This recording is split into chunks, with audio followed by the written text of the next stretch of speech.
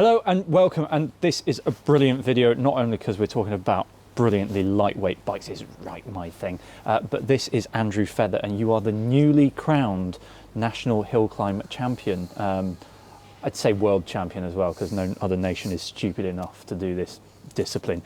This is your brilliant bike. We're going to go through it. There is so much to go through here. There's so many little techie things. First of all, Andrew, welcome. Hiya. And second of all, can you take me through this bike? This is the Cannondale SuperSix Evo. Should we start with the frame set? Yep. So yeah, as you've mentioned, it's the Cannondale SuperSix High Mod Evo from 2019. Yeah. So it was actually the last version of the rim brake frame to be made, actually. So it's quite a nice touch in itself, really. And it's the frame set I've used for a few years now. Really stiff, really light, nice colour scheme, and yeah, it's the base of the bike, and it's sort of seen me through to some good rides. And then maybe moving on to the wheels as well. Yes. The wheels are again something I've used for a few years now, and they're the Hunt hill climb wheels. So they're specific really to hill climb wheels. They're not the kind of wheels that you go out and train on the wet muddy roads that we're riding around on at the moment. But no, they're really light. I think they're 980 grams, so coming under a kilo. Extremely responsive. So obviously on the hill climbs, you're coming from a standing start, so you have to just, the fact that they're so lightweight and so stiff just means that you're up to speed instantly. But also with the nature of the hills that you race on, it's almost a constant acceleration effort, isn't it? So having that low rotational weight, and also just the fact that they don't weigh much, just means that you can propel yourself forward so well. Exactly, yeah, and the wheels do make a huge difference, and combined with the tyres as well. So the tyres are the Vittoria Chrono CSs, which is a ultra lightweight time trial tyre, which is coming in, I think around 165 grams. I mean, these, you can't even get these anymore. These went out of stock years ago. So yeah. Are you hunting eBay for old stock? Yeah, I have done, yeah. So they unfortunately don't make them anymore, and last year I was lucky that I found one on eBay and I got a spare, but at some point that's going to run out, and I have to think about my options, really. They're such specific tyres. Obviously they're tubular tyres, they're tubular wheels.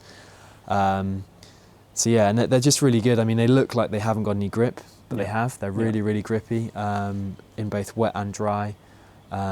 So I made sure I really tested them before the Nationals on Sunday, and made sure they were going to grip in wet conditions, because the weather was quite wet on Sunday. So didn't have any issues with wheel spin, so it's fine. I mean, it wasn't like Winnett's in 2021, which was just the slickest course I've ever seen. But these are 22 millimeters wide. Yep. And what pressures are you running in these? So on the rear wheel on Sunday I rode 70 psi, which again I tested before just to make sure that I was certain in my mind that I wouldn't be getting wheel spin with that, and that was fine. And the front wheel was 85 psi. It's just quite nice feeling that, obviously I'm putting the weight on the front over the handlebars. It's just nice having something that's nice and hard kind of thing, and you're not bouncing up and down really. So that was my kind of thoughts behind that. So extra grip in the rear, but also I guess these tyres take a bit of a hammering, because you're putting out what, 500-ish watts, in a regular hill climb, and these courses are on back road, UK roads. They're not perfectly surfaced. No. It's happening in these conditions, which aren't great. So there's loads of grit on the road. Yeah. You must chew through these tyres.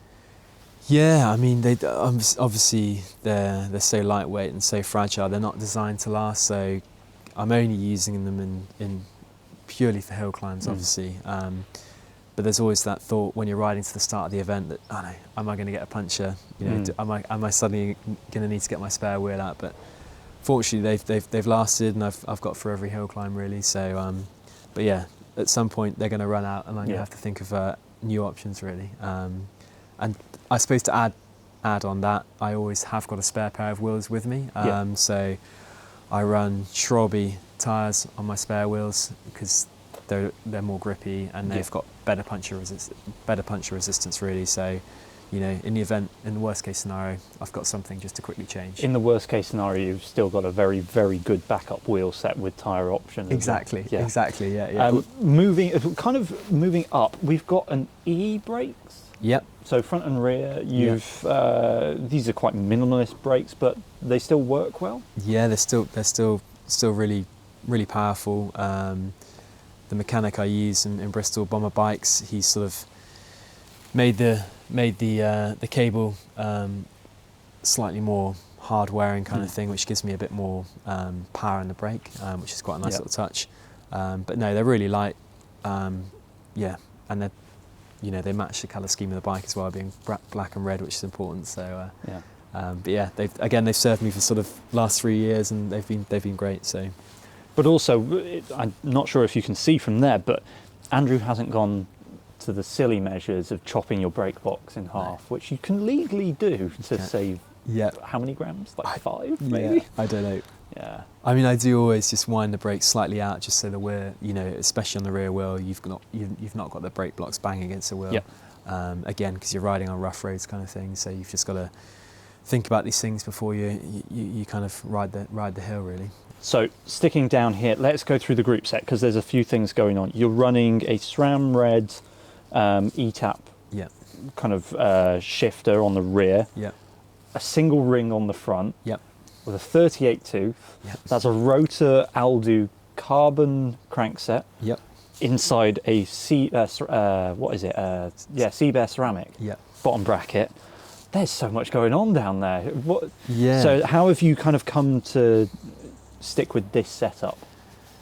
I suppose, speaking about the group set, initially, I mean, I've had that for the last few years, which is, I suppose, a relatively old version of the E-tap now, but it's wireless, it's really good. You know, you've not got wires running through the frames, so it's really efficient to set up, really easy, and it's worked really well, especially with the single speed, converting it to single speed.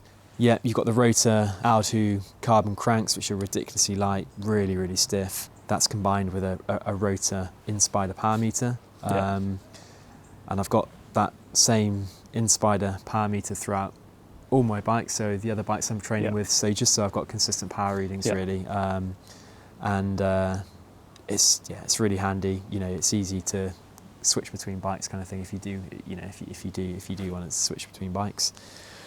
Dura Ace pedals, nice big platform. I've always used those. They might not be the lightest, but for me, you know, they're nice and quiet. They're nice and quiet, and you've got a nice big platform to put the power through.